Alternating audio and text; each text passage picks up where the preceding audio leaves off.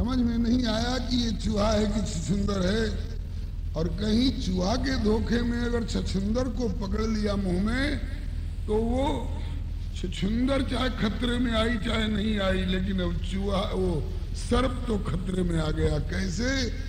बाद में उसको पता चल जाए कि अरे तो छछूंदर है, तो अब खा भी नहीं सकता है और त्याग भी नहीं सकता है, क्योंकि खा ले तो जाग भीतर जाएगी वो छछूंदर, तो उसको सड़ा देगी, वो सड़ के मर जाएगा। और बोलेगी तो मालूम हो गया कि छछूंदर है, तो चलो उगल दो। अगर थूक दे, उगल दे, तो अंधा तो हो ही जाएगा वो सर्प। दोनों तरह से संकट है। इसी तरह से राम जी के ऊपर ये संकट वाली बात दिखाई पड़ रही है। प्रतिज्ञा कर चुका हूं कि निश्चरहीन करो मई, प्रतिज्ञा पूरी करता हूं तो बिना बैरेण रौद्रता अकारण क्रोध वाला दोष मेरे कीर्ति को कलंकित करेगा। और प्रतिज्ञा पूरी नहीं करता हूं तो असत्य भाषण वाला दोष मेरी कीर्ति को कलंकित करेगा। अब श्री किशोरी जी से कहते हैं कि हे सिया जी, अब आप ही बताइए कि मेरी कीर्ति कैसे निष्कलंक रहेगी। तो श्री किशोरी जी ने कहा कि मुझे अब बीच में पड़ना पड़ेगा। बाप बेटे में खटपट हो जाती है तो माँ बीच में आकर के बेटे को समझाती है, रे बेटा, तेरे पिताजी ठहरे, अगर तेरे ऊपर कुछ रोष भी किए तो तेरी भलाई के लिए, इसलिए उनकी बात मान ले। और अपने पति को समझाती है, भूल कर बैठा है तो क्या हमेशा के लिए त्याग दीजिएगा, अपना ही तो है, एक बार क्षमा करके भी तो देखिए। तो जैसे मां बीच बचाव करती है, ऐसे ही श्री किशोरी जी ने जगत जननी होने की हैसियत से कहा कि प्रभु अब मैं बीच में पड़ूंगी। कैसे?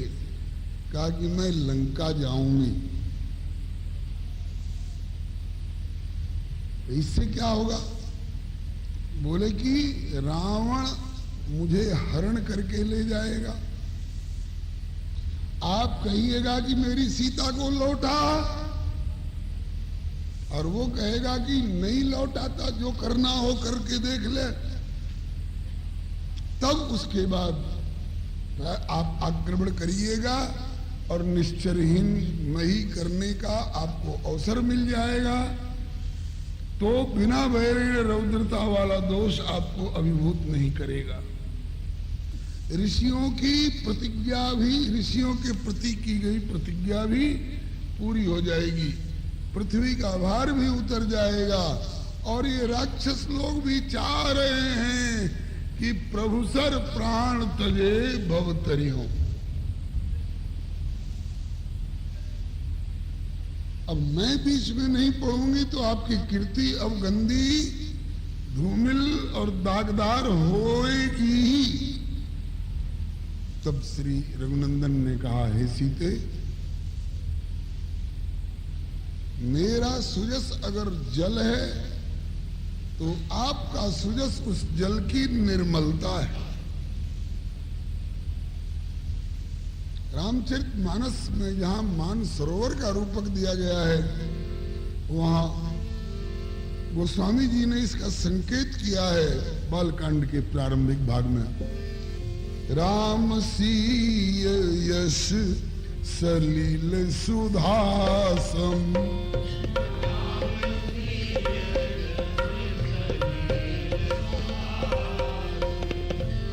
राम सीय यश सलील सुधासम, राम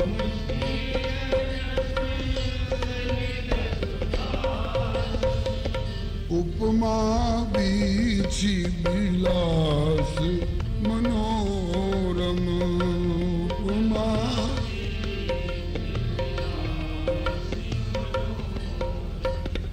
राम जी का और सिया जी का जो यश है वही मनोरम और सलिल सम सुधा में जल है। तो जल में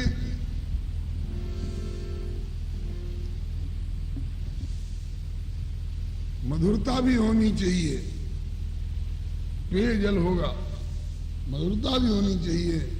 बोले कि प्रेम भगत जो वर्णि न जाई, सोई मधुरता सोई शीतलताई। अगाधता भी होनी चाहिए, छिछला जल हो तो पीने का मन नहीं करेगा, और अगाध जल हो तो निकाल के पी सकते हैं। अगाधता क्या है? बोले कि रघुपति महिमा अगुण अबाधा, वर्णव सोई बरबारी अगाधा, ये उसकी अगाधता है।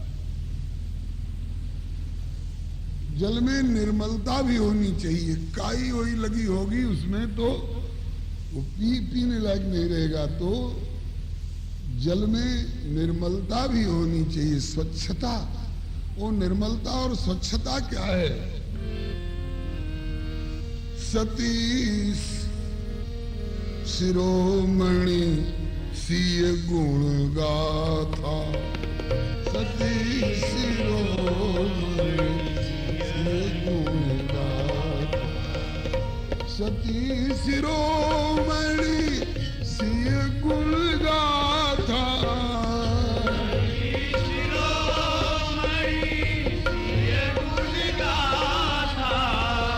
सोई गुण अमल। इस जल का निर्मलत्व गुण जो है क्या है? बोले सती शिरोमणि सीय गुण गाथा, सोई गुण अमल अनुपम पाथा।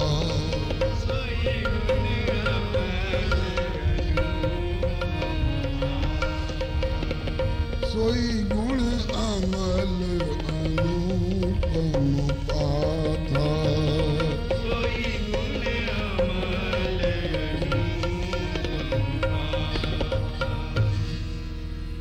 सती शिरोमणि सियाजी की जो गुणगाथा है, यही रामचरितमानस रूपी मानस सरोवर के जल की निर्मलता है।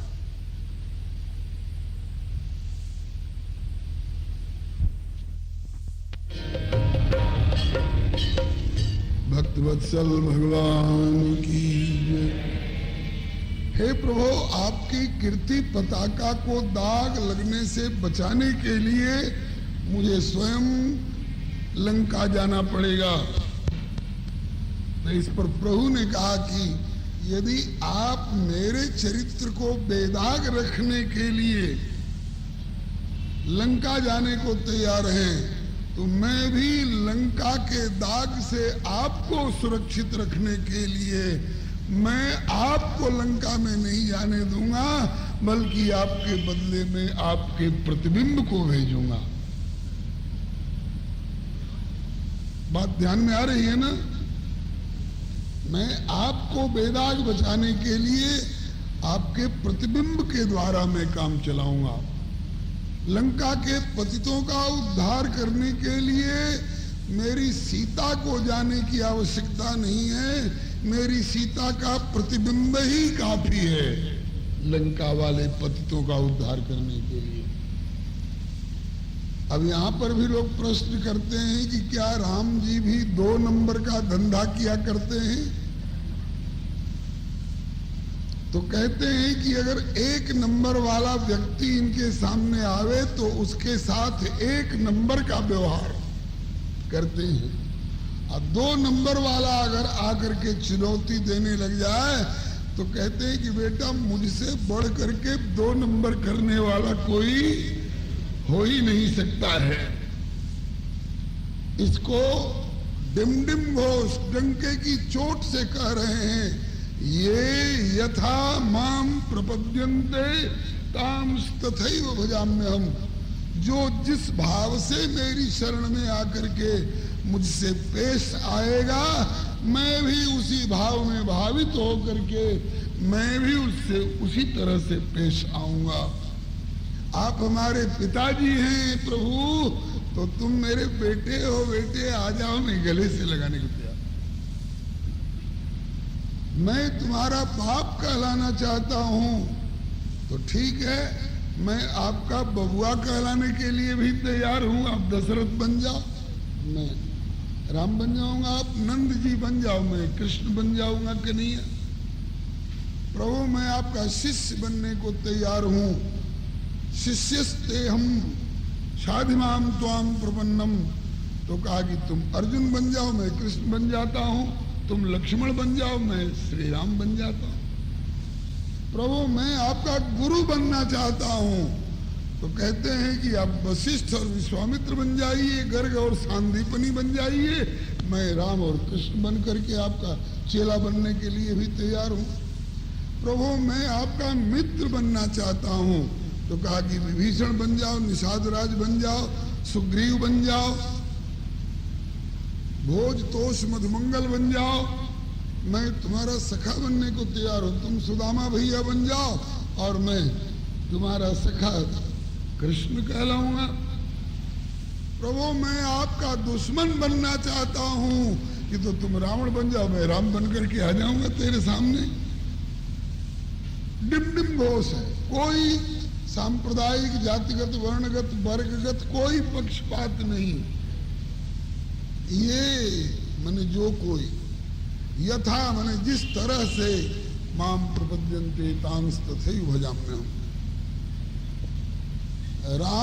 रावण अगर रावण की तरह आता तो श्री राम भी नारायण की तरह उपस्थित होते। रावण कह रहा है कि मैं सन्यासी बनकर के आ रहा हूं। तो श्री राम कहते हैं कि तो मैं भी रामाख्यम जगदीश्वरम सुरगुरुम माया मनुष्यम हरिम। मैं भी माया में मनुष्य बन करके आ रहा हूं। माया मनुष्यम हरिम। रावण कहता है कि मैं अपने सहयोगी मामा मारीच को माया में मृग बना करके ला रहा हूं। माया मृगम दैतेप्सित मन्वधावत। तो प्रभु कहते हैं कि तुम अपने सहयोगी को माया मृग बना के ला रहे हो, तो मैं भी अपनी लीला की सहभागिनी अपनी प्राण प्रिया को भी पुण्य माया सीता कर हरना। तू माया सीता को ले जा।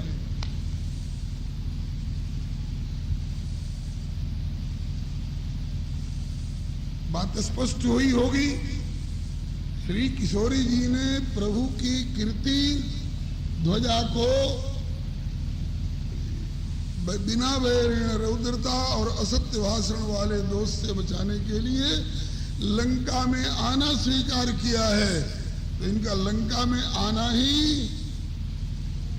सुंदर कांड की सिया सुंदर प्रभु सुजस को निर्मल प्रभु कीर्ति को उजागर किया। सुंदर कांड की सिया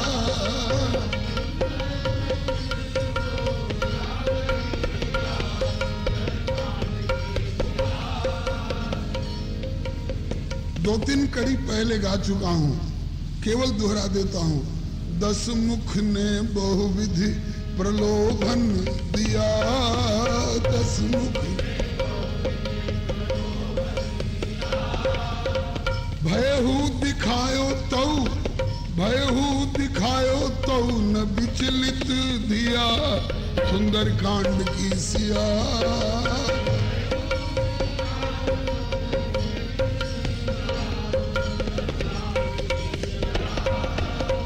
भयहु दिखायो तो न विचलित दिया। सुंदर कांड की सिया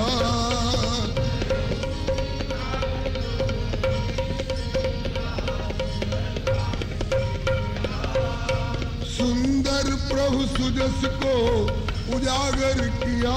सुंदर कांड की सिया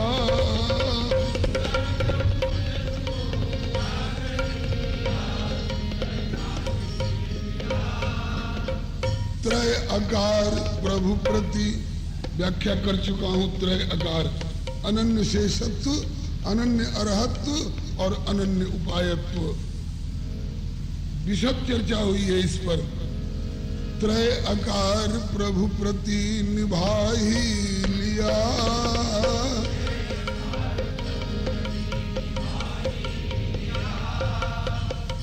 किसकी हो, किसके लिए हो, किसके द्वारा संचालिता व्यवस्थिता हो? बोले श्री राम की हूं, श्री राम के लिए हूं और श्री राम के द्वारा संचालिता व्यवस्थिता हूं। त्रय आकार प्रभु प्रति निभा ही लिया,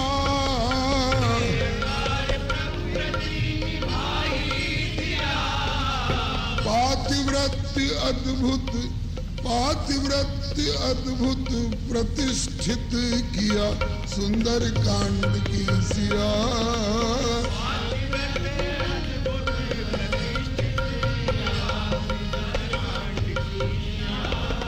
सुंदर प्रभु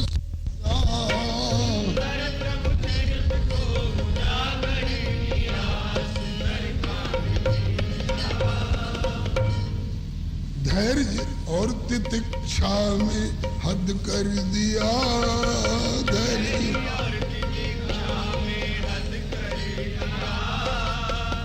धैर्य कहते हैं कि पिछली असफलता को देखकर हतोत्साह न हो, आगे के लिए अभी और धीरज रख करके अपना कर्तव्य पालन करने का उत्साह। धीरज और तितिक्षा, तितिक्षा कहते हैं सहनशीलता को, शीत सहना, उष्ण सहना, सुख सहना, दुख सहना, सम्मान सहना, अपमान सहना। धैर्य और तितिक्षा में हद कर दिया, धैर्य और तितिक्षा ने हद कर दिया। क्योंकि तन मन में रमे राम, तन मन में रमे राम रघुवर पिया, सुंदर कांड की सिया। तन मन में रमे राम रघुवर पिया, सुंदर कांड की सिया। तन मन में रमे राम रघुवर पिया, सुंदर कांड की सिया। तन मन में रमे राम रघुवर पिया, सुंदर कांड की सिया। सुंदर प्रभु सुजस को उजागर किया, सुंदर कांड की सिया। सुंदर प्रभु सुजस को उजागर किया, सुंदर कांड की सिया। यहाँ तक की चर्चा हो चुकी थी इस पद में, अब क्रम आगे बढ़ रहा है। हनुमान जी बार बार माता माता माता माता कह करके संबोधन करते जा रहे हैं। किस लिए? कि इनके हृदय में मेरे प्रति पुत्र वाला भाव जग जाए। राम जी ने तो अपना लिया है हनुमान जी को, लेकिन केवल राम जी के द्वारा अपनाए जाने पर भी हनुमान जी को संतोष नहीं है। मां जानकी अगर मुझे पुत्र कह दें तब तो बात पक्की हो जाएगी। बाप बाप सब कोई कहे, माँ कहे ना कोई, लेकिन बाबूजी के दरबार में जो माँ कहे सो हो। माता जब हमको पुत्र रूप में स्वीकार कर लेंगी तब मैं कृतज्ञता का अनुभव करूंगा। और जब जानकी जी ने कह दिया कि बेटे अजर अमर गुण निधि सुत, सुत पुत्र, अजर अमर गुण निधि सुत हो। अजर अमर गुण निधि सुत हो। करहु बहुत रघुनायक छो, करहु बहुत रघुनायक छो। पुत्र अजर अमर गुण के निधान हो और रघुनायक तुम पर बहुत छोह करते रहे, ऐसा जो सुना तो कहते हैं कि अब कृत कृत्य भयों में माता, क्योंकि आशीष तब अमोघ विख्याता, आपका आशीष अमोघ है, जिसको जो कह दोगे वह सत्य होकर के रहेगा। आपका आशीर्वाद अमोघ है। आपने जब मुझे अजर कह दिया, अमर कह दिया और गुण निधि कह दिया और करहु बहुत रघुनायक छो, सब आशीर्वादों से बड़ा आशीर्वाद है करहु बहुत रघुनायक छो। अब मैं कृतकृत्य हो गया। अरे राम जी ने अपना लिया था तो तुम कृतकृत्य नहीं थे? बोले आधे कृतकृत्य थे, 50%, और अब मैं 100% कृतकृत्य हो गया। तो पुत्र रूप पवनज को स्वीकृत किया, पुत्र रूप पवनज को स्वीकृत किया, पुत्र रूप पवनज को स्वीकृत किया, पुत्र रूप पवनज को स्वीकृत किया। फिर तो जय जय, पुत्र रूप पवनज को स्वीकृत किया, अजर अमर गुण निधियो आशीष दिया, सुंदर कांड की सिया। अजर अमर गुण निधि हो आशीष दिया, सुंदर कांड की सिया। सुंदर प्रभु सुजस को प्रकाशित किया, सुंदर कांड की सिया। सुंदर प्रभु सुजस को उजागर किया, सुंदर कांड की सिया। रहे सब विधि प्रभु ढरे, रहे सब विधि प्रभु ढरे, छोह पूरित हिया। रहे सब विधि प्रभु ढरे, छोह पूरित हिया। रहे सब विधि प्रभु ढरे, छोह पूरित हिया। रहे सब विधि प्रभु ढरे, छोह पूरित हिया। इतना जब अनुग्रह कर दिया श्री किशोरी जी ने, फिर तो प्रभु ने सुत कह के अपना लिया, सुंदर कांड की सिया। फिर तो प्रभु ने सुत कह के अपना लिया, सुंदर कांड की सिया। फिर तो प्रभु ने सुत कह के अपना लिया, सुंदर कांड की सिया। फिर तो प्रभु ने सुत कह के अपना लिया, सुंदर कांड की सिया। सुंदर प्रभु सुजस को उजागर किया, सुंदर कांड की सिया। सुंदर प्रभु सुजस को उजागर किया, सुंदर कांड की सिया। जब किशोरी जी ने समस्त गुणों से अलंकृत करके बेटे को, और जब अपना कह लिया, पुत्र के रूप में स्वीकार कर लिया, तो प्रभु को भी हनुमान के प्रति सुन सुत तो ही उऋण में नाही, सुनु सुत तो ही ऋण में नाही। कर विचार देखूं मन माही, कर विचार देखूं मन माही। रामायण जी लोग कहते हैं कि लंका से लौट के आए हैं, तब प्रभु ने सुत का करके संबोधन किया है। प्रभु ने भी पुत्र के रूप में अपना लिया। श्री राम जानकी के कितने पुत्र हुए हैं जी? 2। कौन कौन? और हम कहें कि 4, तो 2 पुत्र तो औरस पुत्र हैं, शरीर से उत्पन्न होने वाले, और 2 पुत्र दत्तक पुत्र हैं, गोद लिए हुए। एक को सीता जी ने पहले गोद लिया है और राम जी ने हामी भरी है, और दूसरे को राम जी ने गोद लिया है और सीता जी ने बाद में स्वीकार किया है, वो अंगद जी। मरती बेर नाथ मोहि बाली, गयऊ तुम्हारे कोछे घाली। कोछे मने जब बहू बेटी विदा होने लग जाती हैं तो उनके अंचल में कुछ डाला जाता है ना, अक्षत हो, द्रव्य हो, हल्दी की गांठ हो, दुर्वादल हो, जो भी हो, उसको लोग क्या कहते हैं? खोइछा भरना कहते हैं। तो कोछे का मतलब कि आपकी गोद में मरती वेर बाली अपने पुत्र अंगद को कहा कि प्रभु इसे आप अपने पुत्र के रूप में स्वीकार करिए। मम तनय मम सम विनय बल कल्याण प्रद प्रभु लीजिए, गई बाह सुर नर नाह आपन दास अंगद कीजिए। तो प्रभु ने उसको अंगद को हाथ पकड़ करके और गोदी में ले लिया, कहा कि ठीक है बाली, ये तेरी निधि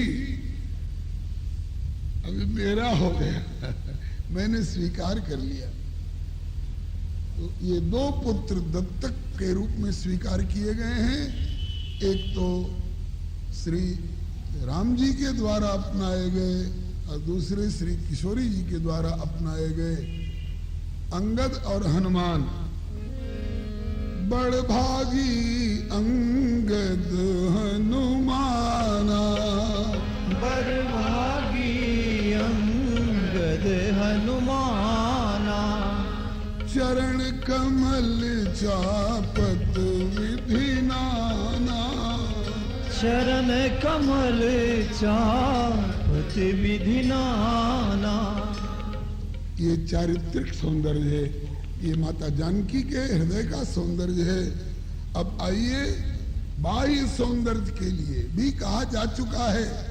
हनुमान जी पहले राम जी को कोसते थे, क्या रखा है सीता में, जो सीता के लिए हाय सीते करते। एक सीता चली गई, कितनी सीता ने उछावर हो जाए इन पर, लेकिन जब सीता जी को देखा तो कहा कि ऐसी सीता से वियुक्त होकर राम जिंदा कैसे है। कहा कि सिय को लखी हनुमत विचारत हिया, सिय को लखी हनुमत विचारत हिया, सिय को लखी हनुमत विचारत हिया, सिय को लखी हनुमत विचारत हिया। इनसे होके वियुक्त, इनसे होके वियुक्त कैसे रघुबर जिया, सुंदर कांड की सिया। इनसे होके वियुक्त कैसे रघुवर जिया, सुंदर कांड की सिया। इनसे होके वियुक्त कैसे रघुबर जिया, सुंदर कांड की सिया। इनसे होके वियुक्त कैसे रघुवर जिया, सुंदर कांड की सिया। सुंदर प्रभु सुजस को उजागर किया, सुंदर कांड की सिया। सुंदर प्रभु सुजस को उजागर किया, सुंदर कांड की सिया। हनुमान जी ने सिया जी के बाह्य सौंदर्य और सुकोमलता को देख करके कहा कि ऐसी सीता जी से वियुक्त होकर राम जी जीवित कैसे हैं, बहुत दुष्कर कार्य किया है। और इनका भावनात्मक सौंदर्य देखिए। एक बार जटायु जी ने इनको पुत्री कह करके संबोधन किया, सीते पुत्री। कब की बात है, याद है? जब आकाश मार्ग से रावण लिए जा रहा था और ये बिलपति अति कुर्री की नाई, कुर्री की तरह ये विलाप करती जा रही थी। जटायु जी ने देख लिया और पहचान लिया, और रघुकुल तिलक नारी पहचानी। ये रघुकुल तिलक श्री राम और उनकी पत्नी है। तो श्री राम तो मेरे पुत्र लगते हैं, ये कथा मालूम है कि नहीं? बहुतों को मालूम है, बहुतों को नहीं भी मालूम है।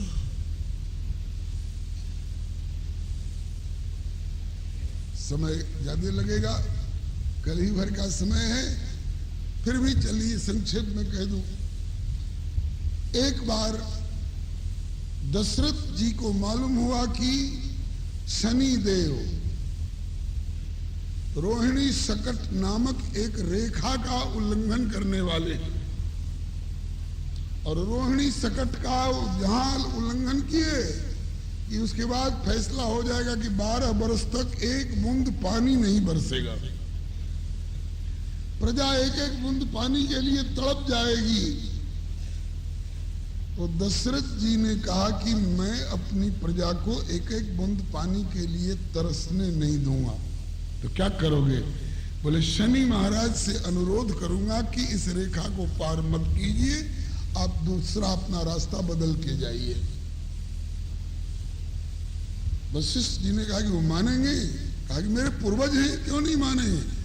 जिस सूर्य नारायण के वंश में मेरा जन्म हुआ है, मैं सूर्यवंशी हूं, उसी सूर्य नारायण के पुत्र हैं शनिदेव, तो शनिदेव से मैं प्रार्थना करूंगा। बोले प्रार्थना करने पर न माने तो? कहा कि क्षत्रिय हूं, प्रजा पालक होने के नाते प्रजा की वेदना को समझना और प्रजा के संकट को दूर करने का कर्तव्य होता है राजा का। मैं आग्रह करूंगा पहले कि मैं आपका वंशज हूं, आग्रह कर रहा हूं, जिस रेखा के पार करने से प्रजा संकट में पड़ती है उस रेखा को आप मत लांघिए, मेरी प्रार्थना है। कहा कि ऐसी ऐसी प्रार्थना पर विधि का विधान अगर पलटने लग जाए तो सब अपने अपने मन का दस्तखत कराते फिरेंगे, ब्रह्मा जी से और इंद्र से और जमराज जी से। कहा कि ऐसे नहीं मानोगे तो देव आपने मुझे प्रजा पालन की जिम्मेवारी सौंपी है, उनके काम में अब कमर कस रहा हूं, मैं आपका मार्ग रोकूंगा, पार मत करिए। शनिदेव ने कहा कि एक एक व्यक्ति के आग्रह से शनि जैसे ग्रह अपना मार्ग, ये संभव नहीं है। तो कहा कि तो मैं बाध्य होकर के आपका मार्ग रोकने की कोशिश करूंगा। कहा कि नहीं रोक सकोगे। कहा कि अस्त्र शस्त्रों की दीवार खड़ा कर दूंगा। कहा कि मैं लोहे की पट्टी जो आंख पर रखता हूं, इस पट्टी को उठाकर एक बार देखूंगा और तेरी सारी अस्त्र शस्त्रों की दीवार समेत तू भी कहां जाएगा इसका कोई ठिकाना नहीं। कहा कि आप जो कुछ कर दीजिए, मुझे मार करके, मुझे जला करके आप भले चले जाइए, लेकिन जीते जी आपको आगे बढ़ने नहीं दूंगा। प्रजापालक होने के नाते शनिदेव ने अपनी दृष्टि उठाई और मूर्छित होकर के दशरथ जी गिरे आ रहे थे आकाश में से। अगर गिर गए होते किसी पर्वत की चोटी पर तो हड्डी पसली चूर चूर हो गई होती। कहाँ रहती कौशल्या, कैकेयी, सुमित्रा, और कहां से आ जाते राम लक्ष्मण भरत शत्रुघ्न। लेकिन होनहार की बात, जिस समय ये मूर्छित होकर गिरे आ रहे थे दशरथ जी शनि की दृष्टि से, उसी समय जटायु जी आकाश में उड़ते उड़ते अपने पंख पर रोक लिया दशरथ जी को। उड़ते रहे काफी देर तक, जैसे भगवान नारायण को अपनी पीठ पर लेकर गरुड़ जी, उसी तरह से ये गरुड़ जी के भतीजा लगते हैं जटायु जी। गरुड़ जी और अरुण जी दोनों भाई हैं। तो गरुड़ जी तो ब्रह्मचर्य पूर्वक प्रभु की सेवा में लगे रहते हैं, बाल बच्चा से किनारे हैं। और उस गरुड़ जी के बड़े भाई अरुण जी ने 2 पुत्र उत्पन्न किए हैं, संपाति और जटायु। तो बड़े भाई के पुत्र होने के नाते गरुड़ जी इनके चाचा जी लगते हैं। जैसे गरुड़ जी भगवान नारायण का वहन करते हैं, ऐसे ही जटायु जी ने उस दिन भावी राम जी के भावी पिता दशरथ जी को अपनी पीठ पर ले लिए। काफी देर तक उड़ते रहे, ठंडी ठंडी हवा लगी। तब दशरथ जी को होश आया, पूछ बैठे मैं कहाँ हूं। जटायु जी ने कहा कि आप कश्यप जी के पौत्र जटायु की पीठ पर। मैं यहां कैसे, इसका मुझे पता नहीं। आप मूर्छित अवस्था में ऊपर से गिरे आ रहे थे, मैंने आपको अपनी पीठ पर ले लिया, बस यही जानता हूं। अब आप होश में आ चुके हैं। अब आप याद करिए, अब कहां से आ रहे थे? ओ, मैं तो प्रजा के संकट निवारणार्थ शनि महाराज से प्रार्थना करने गया था। शनि महाराज ने प्रार्थना नहीं मानी तो मैंने टक्कर लिया। शनि महाराज की दृष्टि से मैं मूर्छित होकर के गिरा आ रहा था। भैया, ऐसे समय में जो साथ देता है वो बंधु कहलाता है, भाई कहलाता है, मित्र कहलाता है। आपने मेरे प्राण की रक्षा की है, मैं आपको भैया के रूप में स्वीकार करता हूँ, आपको मैं मित्र के रूप में स्वीकार करता हूँ। मित्र शब्द का अर्थ ही होता है मिलंतम त्रायते इति मित्र।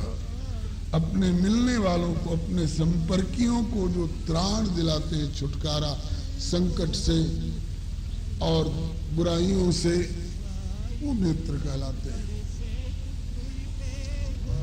कहा ठीक है, आप जैसे प्रतापी महापुरुष मुझे मित्र माने, ये मेरा सौभाग्य है। दशरथ जी ने कहा कि आपने जो मेरा उपकार किया है इसका बदला नहीं चुकाया जा सकता है, फिर भी मेरा ऋण भार कुछ हल्का हो जाए, इसके लिए कोई सेवा बताइए, कोई आज्ञा करिए। जटायु जी ने कहा कि कुछ बदला लेने के लिए मैंने, कुछ प्रतिफल प्राप्त करने के लिए मैंने ये काम नहीं किया है। मैंने निस्वार्थ भाव से, सौहार्द भाव से मैंने ये सेवा की है, मुझे कुछ मांगना नहीं है। कहा कि आपको जरूरत नहीं भी हो तो मेरा संकोच कम करने के लिए कुछ तो आज्ञा दीजिए। तो जटायु जी ने कहा कि तो यही वचन दीजिए कि आपका जो प्रथम पुत्र होगा वो मेरा कहलाए, प्रथम पुत्र मेरा कहलाए। दशरथ जी बोले कि कहीं एक ही हुआ, वही प्रथम और वही अंतिम। तो कहा कि अगर एक हुआ तब तो आपका, और एक से जहां 2, 3 अथवा 4 हुए तो प्रथम पुत्र मेरा कहलाएगा। प्रथम पुत्र जटायु का पुत्र कहलाए। दशरथ जी ने उसी समय संकल्प कर दिया, है ही नहीं पुत्र। अरे मेरे भाग्य में पुत्र नहीं है तो तुम्हारे भाग्य से सही पुत्र हो तो सही, और वो भी एक नहीं 2, 4 की जय। दशरथ जी ने संकल्प कर दिया कि मेरा प्रथम पुत्र जटायु जी के लिए दत्तक पुत्र के रूप में, गोद लिए गए पुत्र के रूप में, एडॉप्टेड सन के रूप में मैं संकल्प करता हूं। मेरा अगर एकाधिक पुत्र हो तो मेरा प्रथम पुत्र जटायु पुत्र कहलाएंगे। तभी से श्री जटायु जी राम जी को अपना पुत्र मान रहे हैं। जब राम जी का जन्म हुआ तो जटायु जी के मन में आई कि मैं भी अपने पुत्र का दर्शन करूं। आकर के महल पर विराजमान हुए। हल्ला मच गया कि घर पर गीध बैठ गया। ये गृहस्थी में अशुभ माना जाता है। आगे बैठ गया तो भगाया, बाद में और सब अरिष्ट समन के लिए युक्ति की जाएगी, पहले उसको उड़ाओ। तो अब लोग उड़ाने लगे तो उड़े ही नहीं, पंख फड़फड़ा के बैठे रह जाए। दशरथ जी को खबर मिली कि हुजूर तो ऐसा गिद्ध आ गया है कि उड़ता ही नहीं है। तब ध्यान आया कि कहीं मेरे मित्र जटायु तो नहीं है जिनने मेरे प्राणों की रक्षा की थी। तो दशरथ जी बाहर आए, देखा कि जटायु, अरे भैया छप्पर पर क्यों, आओ मेरी गद्दी पर बैठ। ला करके गद्दी पर बिठाए, अपनी राजगद्दी पर बिठाए जटायु जी को। आपने नहीं अगर लिया होता तो मैं कहां होता आज। सबको परिचय दिया। शनि महाराज की दृष्टि से मूर्छित होकर के गिरते हुए मुझ दशरथ को इन्होंने बचाए थे। इनके ऊपर इनका समस्त अयोध्यावासियों के ऊपर ऋण है। इसके बाद भैया कैसे कृपा की? कहा कि याद है ना प्रथम पुत्र जटायु का पुत्र? हाँ भैया प्रतिज्ञा याद है, लेकिन अभी ले जाओगे तो कौन वृक्ष के कौन घोंसला में रखोगे? दूध कहां से ला करके पिलाओगे? बोले ले नहीं जाऊंगा, रहेंगे तुम्हारे यहां लेकिन कहलाएंगे मेरे। कहा कि याद है, रघुवंशी कह करके मुकरते नहीं है। ये बात जाहिर थी।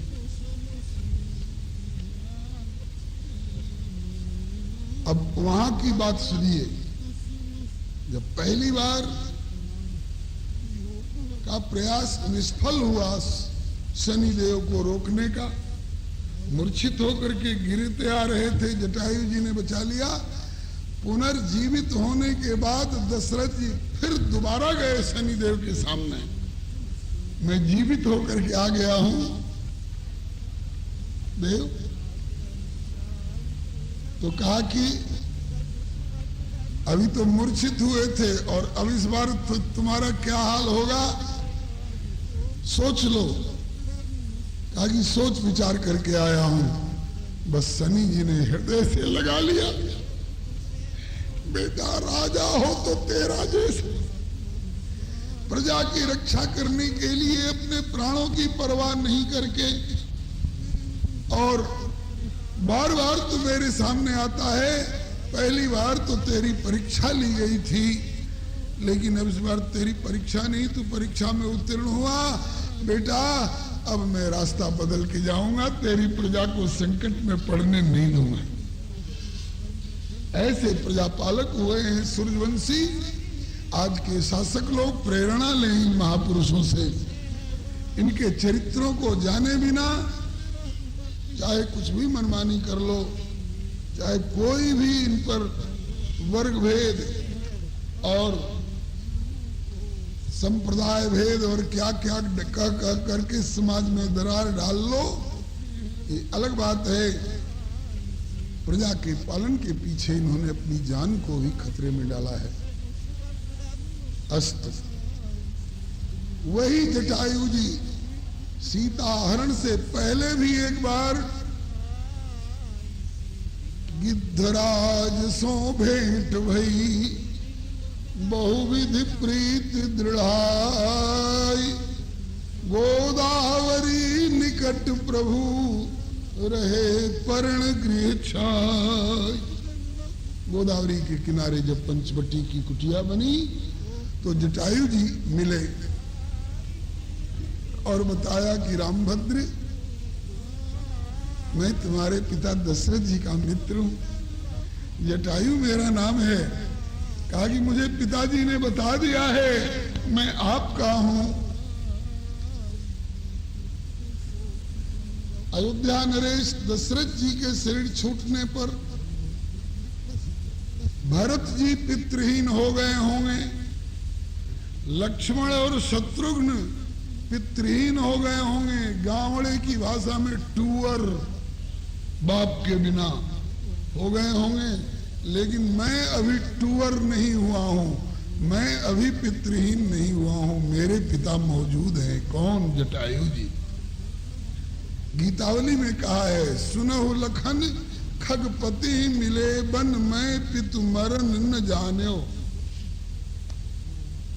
अस्त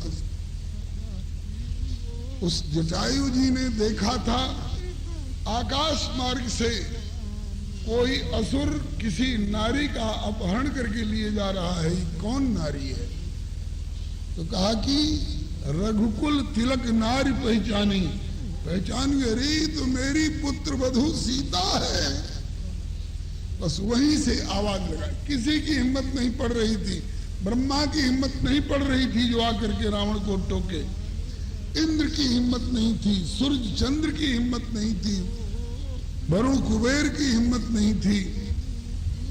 लेकिन वारे जटायु एक बार रावण को चेतावनी दी, अरे रावण, मेरी पुत्री जानकी को छोड़ दे, नहीं तो प्राण रहते जिंदा नहीं जाने दूंगा। रावण सोचने लगा कि मुझे चुनौती देने वाला ये कौन है। फिर सोचा कि मैनाक की खगपति होई, या तो मैनाक होगा या गरुड़ होगा, लेकिन मम बल जान सहित पद सोई। फिर बाद में समझ गया, रे जाना वृद्ध जटायु या जाना वृद्ध जटायु या जटायु। आ करके जब जटायु जी के कहने पर भी रावण ने सीता जी का परित्याग नहीं किया, तब जटायु जी ने आक्रमण कर दिया उसके ऊपर। जानते हैं कि मैं मार नहीं सकूंगा इसको, क्योंकि इसने वर मांग रखा है कि हम काहू के मरे न मारे, बानर मनुष्य जात द्विबारे। न मैं बानर हूं न मैं नर हूं, मैं इसको नहीं मार सकूंगा, यही मुझे मार डालेगा। लेकिन कहा कि मुझे मार डाले और फिर ले जाए तब हमारा दोष नहीं, लेकिन जब तक जिंदा हूं तब तक मैं जाने नहीं दूंगा। एक बार ऐसा आक्रमण किया कि चौचन मारी बिदारे सिदे दंडेक भई मूर्छाते ही। एक दंड माने 24 मिनट तक रावण बेहोश रहा जटायु जी के चोंच चंगुल के प्रहार से। 24 मिनट के बाद जब मूर्छा दूर हुई, अगर जटायु जी चाहते धर्म विचार नहीं होता तो इतनी देर में उसका पोस्टमार्टम भी कर दिए होते, धज्जी धज्जी उधेड़ दिए होते। लेकिन कहा कि बेहोश के ऊपर प्रहार करना ठीक नहीं, ये राक्षस है, कुछ भी करे, मैं कश्यप पौत्र हूं। रावण जगा और चंद्रहास खड़ग, जो अमोघ खड़ग है, इसके द्वारा जटायु जी के पंख काट कर चला गया। सीता जी देख रही है, मुझे पुत्री का करके मेरे प्राण बचाने के पीछे जिनने अपने प्राणों का उत्सर्ग किया वे जटायु किस हालत में होंगे, आज भी जानकी को याद है। इसलिए हनुमान जी जब आए हैं, भेंट हुई है, परिचय हो गया है, तो कहा कि प्रभु का समाचार बाद में बताना, हनुमान पहले बताओ कि कहू कपि है के भांति जटाई। कपि है के भांति जटाई, कहू कपि है के भांति जटाई। कहू कपि है के भांति जटाई।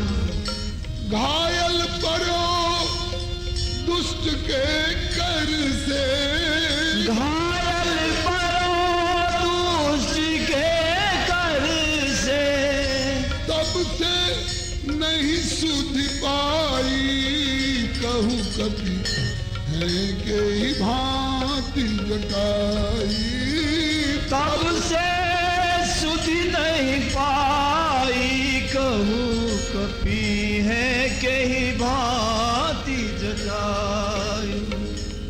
जटायु का क्या हाल है? उस दुष्ट रावण के हाथों घायल होकर के पड़े, ये तो मैंने अपनी आंखों से देखा। उसके बाद क्या उनका हाल हुआ बताओ हनुमान।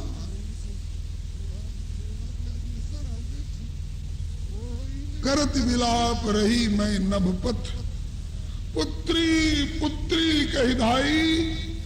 तोर दसन दस बदन बदन के, लीनो मोह छुड़ाई। एक बार छुड़ा लिया,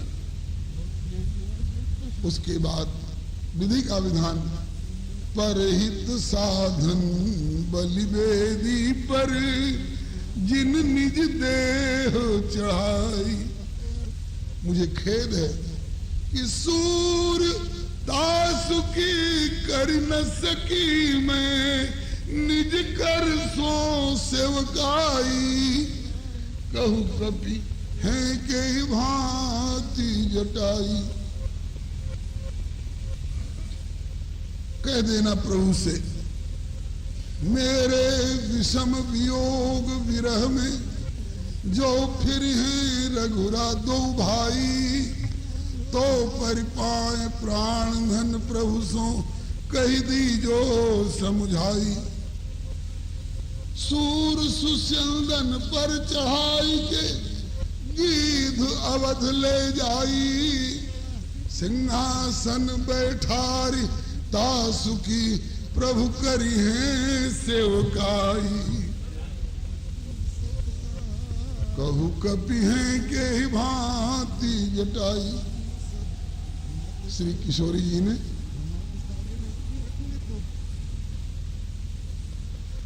जब जिज्ञासा की तो हनुमान जी ने पूरी कथा सुनाई। माता गिद्ध परम बड़भागी, गिद्ध परम बड़भागी है। कैसे?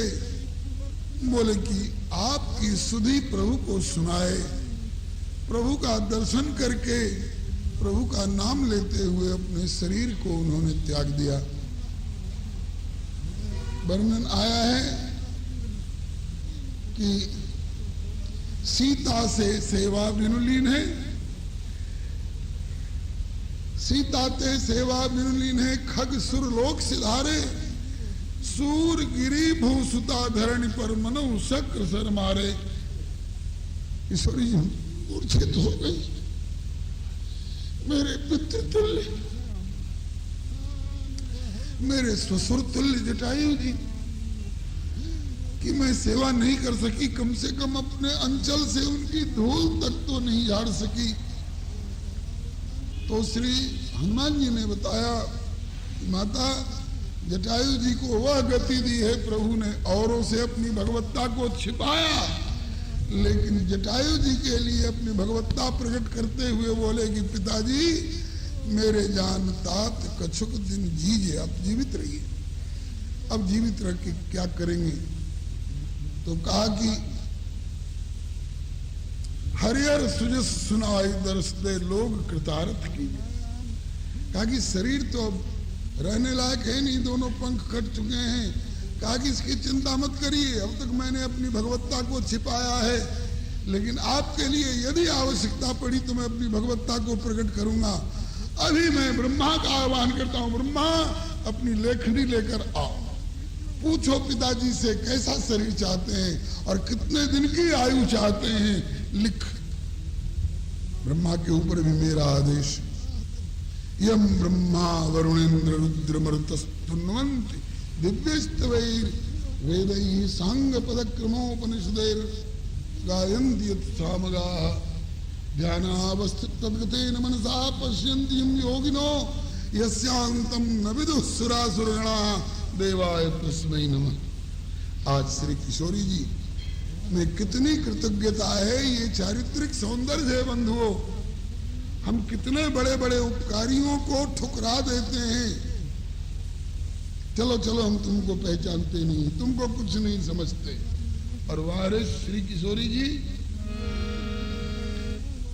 पितृजों जटायु का सुमिरण किया, पितृजों जटायु का सुमिरन किया, पिताजों जटायु का सुमिरन किया, पिताजों जटायु का सुमिरन किया। और डरियते ही दिशि जटायु जी की ओर डरो प्रभु, मेरी खोज बाद में करना, पहले जटायु जी की खोज करो, कहाँ है, किस हालत में है।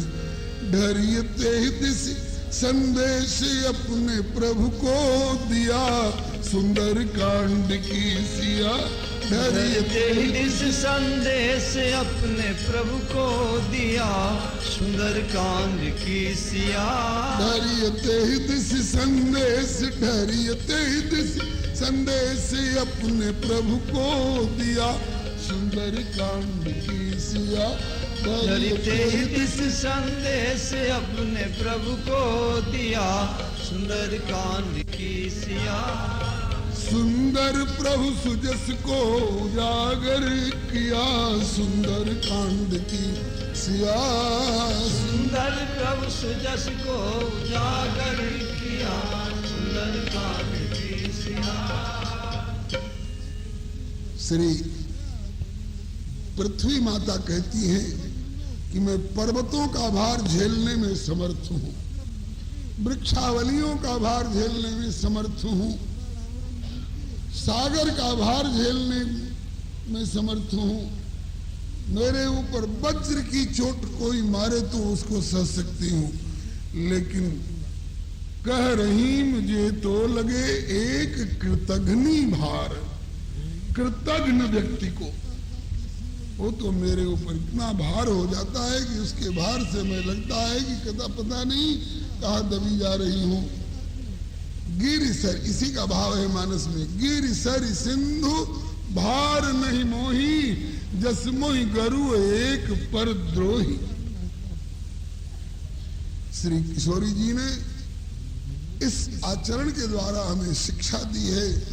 किसी ने आपके जीवन में इतना भी उपकार किया हो, कभी भी आप उसको भूलो मत। दूसरों के उपकार को तो याद रखो, और तुमने किसी का उपकार किया है तो उसको भूल जाओ।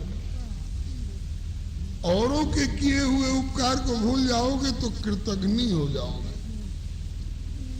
और अपने द्वारा किसी के प्रति किए गए उपकार को याद रखोगे तो अभिमानी हो जाओगे, अहंकारी हो जाओगे। दो बातों को भूल मत, जो चाहे कल्याण, नारायण एक मौत को दूजे श्री भगवान। मरना है एक दिन, लेकिन मरते समय भगवान याद आ रहे हैं कि नहीं, ये दो बात को बराबर याद रखो। याद रखने वाली दो बातें और भूल जाने वाली दो बातें, ये दो बातों को बराबर भूल जाओ। नारायण दो बात को दीजिए सदा विसार, एक तो करी बुराई और की, और आप कियो उपकार। दूसरों की हुई बुराई याद रखोगे तो क्रोध है और प्रतिशोध की भावना बढ़ेगी, दुश्मनी बढ़ेगी, और अपने द्वारा किए हुए किसी के प्रति उपकार को याद रखोगे तो अहंकार बढ़ेगा। अहंकार नरक में ले जाने वाला है। श्री किशोरी जी ने जटायु के किए हुए उपकार को अभी तक याद रखा है। अब आगे देखिए, राजलंक विभीषण को निज मन से दिया। राजलंक विभीषण को निज मन से दिया। राजलंक विभीषण को निज मन से दिया। राजलंक विभीषण को निज मन से दिया। जाको रघुवर ने सब विधि अनुमोदन किया, सुंदर कांड की सिया। जाको रघुवर ने सब विधि अनुमोदन किया, सुंदर कांड की सिया। जाको रघुवर ने सब विधि अनुमोदन किया, सुंदर कांड की सिया। जाको रघुवर ने सब विधि अनुमोदन किया, सुंदर कांड की सिया। रावण, श्री हरे नमः।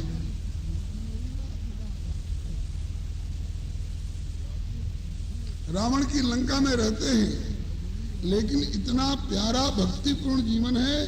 श्री सियाजी विभीषण जी के जीवन पर रिझी हुई है, इसलिए हनुमान जी से भेंट हुई है तो पहले जटायु का कुशल पूछा है, फिर राम जी का कुशल पूछा है, और फिर पूछा है कि कबहू कपि राघव आवहिए।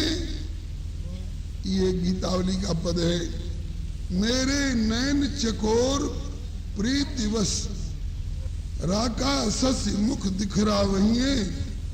मधुप मराल मोर चातक हुए लोचन बहु प्रकार धावहिए। अंग अंग छवि भिन्न भिन्न सुख निरख निरख तह तह छावहिए। बिरह अग्नि जरी रही लता ज्यों कृपा दृष्टि जल पलुहावहिए। निज वियोग दुख जान दया निधि मधुर वचन कही समझावहिए। लोकपाल सुरनाग मनुज सब परे बंदी, कब मुक्ता वही है। रावण वध रघुनाथ विमल जस, नारदादि मुनि जन गावही है। यह अभिलाष रैन दिन मेरे, कौन बोल रहा है? सियाजी बोल रही हैं। किससे बोल रही हैं? हनुमान जी से बोल रही हैं। कहाँ बोल रही हैं? अशोक वाटिका में बोल रही हैं। कब बोल रही हैं? जब हनुमान जी से पहला साक्षात्कार हुआ है तब। यह अभिलाष रैन दिन मेरे, कि राज विभीषण कब पावेंगे। इसका मतलब कि राम जी विभीषण को लंका का राज्य दें, उसके पहले श्री सिया जी ने अपने मन से विभीषण को लंका का राज्य संकल्प करके दे चुके। राम जी तो केवल उस पर दस्तखत करेंगे, दिया हुआ तो सिया जी का है। यह अभिलाष रैन दिन मेरे, राज विभीषण कब पावहिए। तुलसीदास प्रभु मोह जनित भ्रम, भेद बुद्धि कब विश्रामहिए। कबहू कपि राघव आवहिए। तो राज लंक विभीषण को निज मन से दिया, राज लंक विभीषण को निज मन से दिया। जाको रघुवर ने सब विधि अनुमोदन किया, सुंदर कांड की सिया। जाको रघुवर ने सब विधि अनुमोदन किया, सुंदर कांड की सिया। जाको रघुवर ने सब विधि अनुमोदन किया, सुंदर कांड की सिया। जाको रघुवर ने सब विधि अनुमोदन किया, सुंदर कांड की सिया। सुंदर प्रभु सुजस को उजागर किया, सुंदर कांड की सिया। सुंदर प्रभु सुजस को उजागर किया, सुंदर कांड की सिया। और शपथ पातिव्रत्य को, अपने पातिव्रत्य की सौगंध खाई है सिया जी ने। किसके लिए? हनुमत हित लिया, हनुमान जी के लिए। कब? किसी ने आकर के बता दिया, हे मातेश्वरी, आप जिस बंदर से सवेरे सवेरे बातें कर रही थी, उस बंदर को जलाया जा रहा है। जीते उस बंदर को जलाया जा रहा है, उसके पूंछ में आग लगाई जा रही है। सारी लंका का कपड़ा उसमें लपेट दिया गया है, सारी लंका का तेल और घी उसमें लपेट दिया गया है। इतना लपेटा गया है कि रहा न नगर बसन घृत तेला। सीता जी घबरा गई। हाय, जिस हनुमान को मैंने गोद ले लिया है, मेरे बेटे हनुमान को आग लगा करके लंका वाले दग्ध करने जा रहे हैं। नहीं नहीं अग्निदेव, तुम्हें मेरी सौगंध है।